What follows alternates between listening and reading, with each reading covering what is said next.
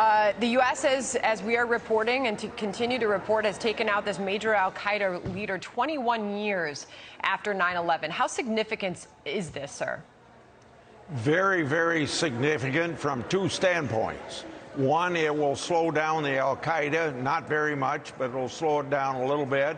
Secondly, you just heard what President Biden said a year ago and how wrong the president was. And now with this killing, we know not only President Biden was wrong a year ago, but we also know that Taliban is not keeping their word, that they're not going to be a safe haven for al-Qaeda. With his killing, we know that they're a safe haven for al-Qaeda.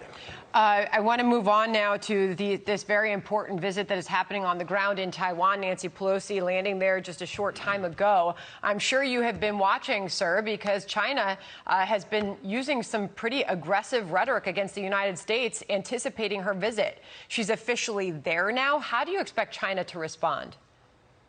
I expect them to do no more than just rattle their sabers, and they're doing it. Of course, they're doing it with live fire in some places for practice. They want the whole world to know that they're almost number one to the United States. Obviously, they aren't number one, but they're trying to be number one.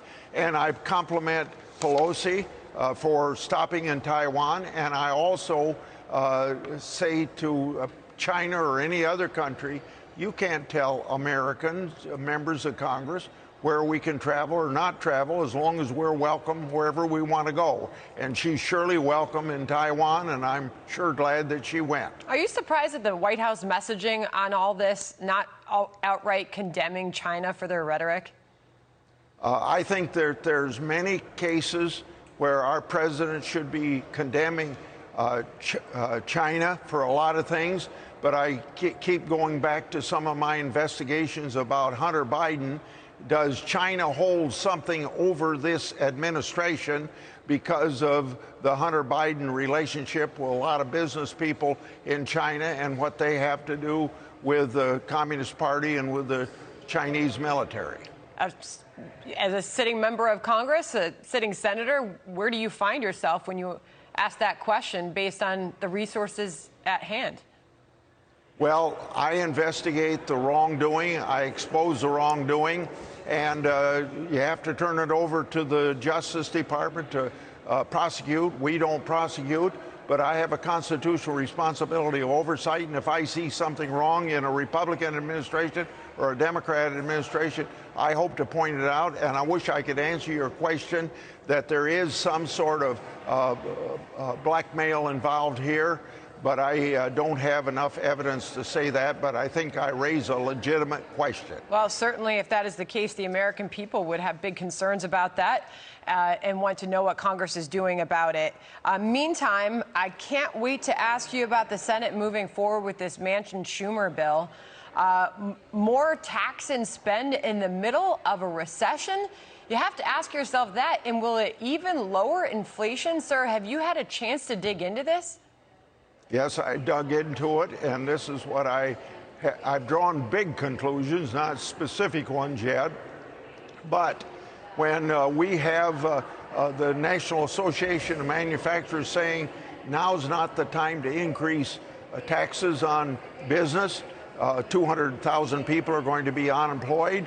I want to tell President Biden we're in a recession. 2 quarters of economic decline is a recession, and you shouldn't be raising taxes and increasing spending when we're in a recession. You should focus all of your attention on fighting the recession and getting inflation down. And inflation is the #1 thing I hear from constituents in Iowa. As I tour the 99 counties every year for a Q&A, I hear inflation, cost of living, cost of gasoline, the border not being secured, and crime rise. Well, you used to be able to depend on your colleague, Senator Manchin, for getting in the way of spending like this, but he's hugely supportive of this. He's thrown his full support behind it, and he even appeared on Fox News just a short time ago with my colleague, Harris Faulkner, and continued to defend his change of heart on this. Listen.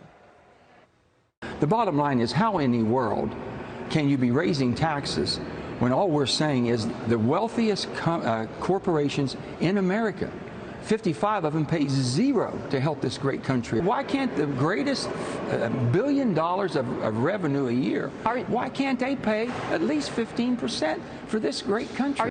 So I'm paraphrasing, but his defense of this, he says that everybody's getting this wrong. The Joint Tax Committee, the Wall Street Journal, everybody who's looked at this, he's saying this does not raise taxes on all Americans like Republicans are making it out to be, that this is just on those corporations with income over $1 billion.